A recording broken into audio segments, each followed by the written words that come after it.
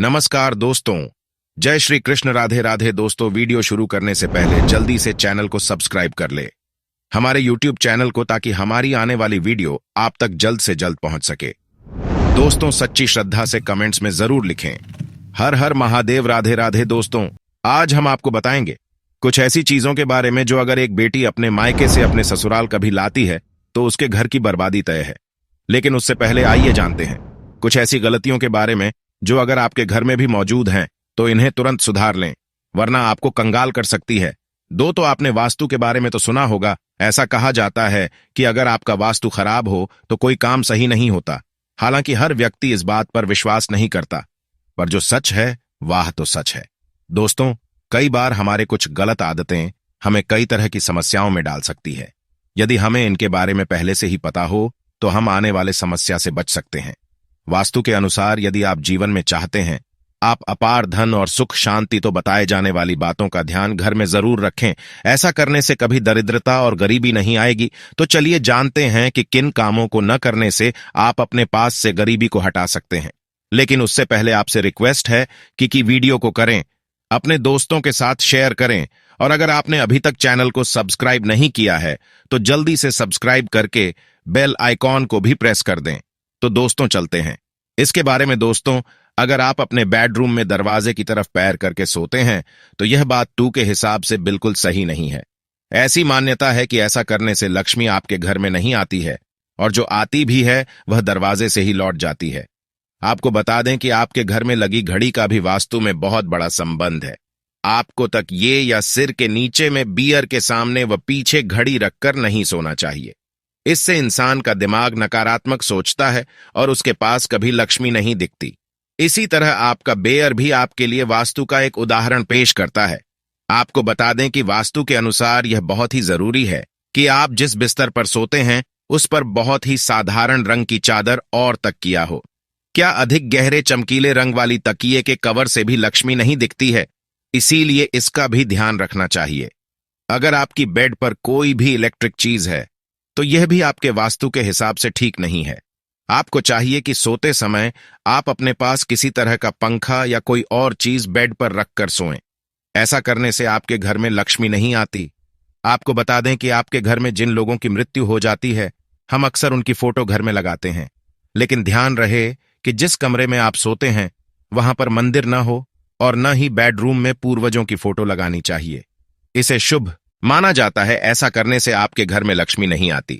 वास्तु का एक पहलू यह भी है कि आपके बेडरूम में और आपके पूरे घर में इनमें से एक जानवरों की तस्वीर नहीं होनी चाहिए, और किसी युद्ध की तस्वीर भी ना लगाएं।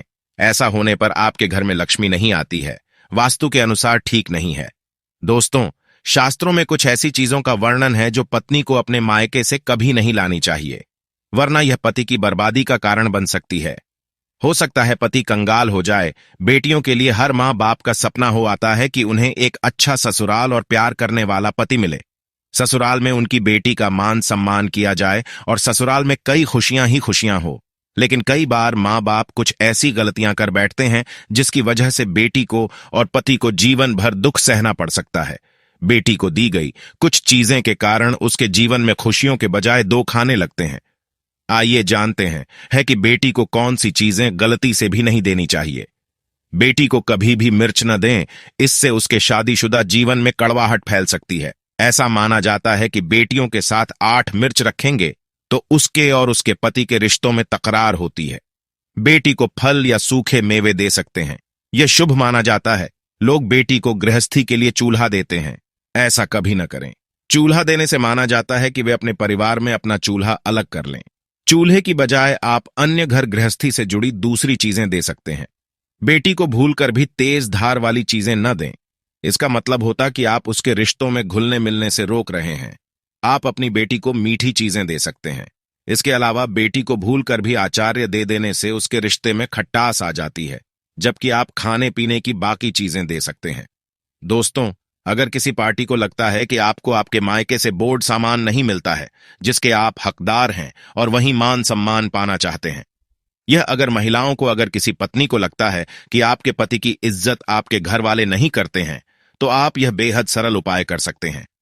कुछ ही दिन में आपको इसका असर देखने को मिलेगा। आपके पति को वह मान सम्मान आपके मायके में मिलेगा जिसके वह हकदार हैं।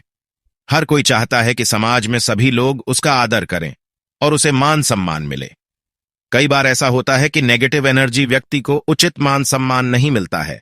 वहीं ज्योतिष में कुछ ऐसे उपाय बताए गए हैं जिनके कारण व्यक्ति को मान सम्मान, धन और नौकरी आदि सभी समस्याएं खत्म हो जाती हैं।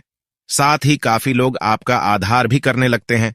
तो आइए जानते हैं कुछ ऐसे उपायों के बारे में। यदि आप चाहते हैं कि समाज में और आपके ससुराल में आपको मान सम्मान मिले, तो आपको रात को सोते समय एक तांबे के बर्तन में पानी रखकर सोना है और उस बर्तन में आपको सोने या चांदी का कोई सिक्का या आभूषण भी डाल देना है और सुबह उठकर सबसे पहले बिना कुल्ला किए उस जल को पी जाना है।